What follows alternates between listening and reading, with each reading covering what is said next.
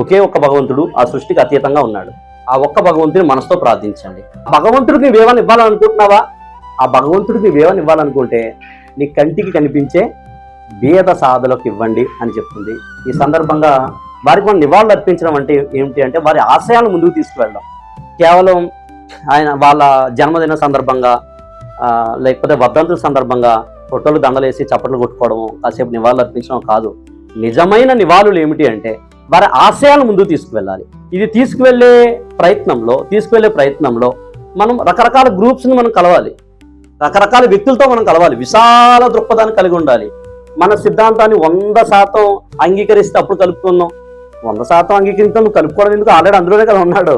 కాబట్టి 100% కాదు, 1% కూడా కాదు, 0.00001 ఉన్నా సరే వాళ్ళని కలుపుకొని ఈ ఆశయాలను ముందుకు తీసుకెళ్లే ప్రయత్నం చేయాలి.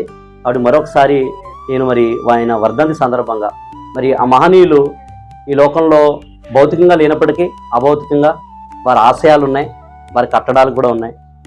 కట్టడాల్ని సంరక్షించుకోవడంలో చూపే మన శ్రద్ధ ఆశయాన్ని కూడా ముందుకు తీసుకెళ్లడంలో చూపిస్తే ఇలాంటి కట్టడాలు ఎన్నో కట్టుకోవచ్చు. భగవంతుడు ఎన్నో కట్టడాలు మనకి ఇస్తాడు. ఈ భవనం మనకి ఇలాంటి భవనాలు ఎన్నో ఉంటాయండి. ఈ విశ్వమే ఆయన భవనం. ఇలాంటి ఎన్నో భవనాలు వస్తాయి. మా మందిరం వాడుకోండి, మా ఆశ్రమం వాడుకోండి.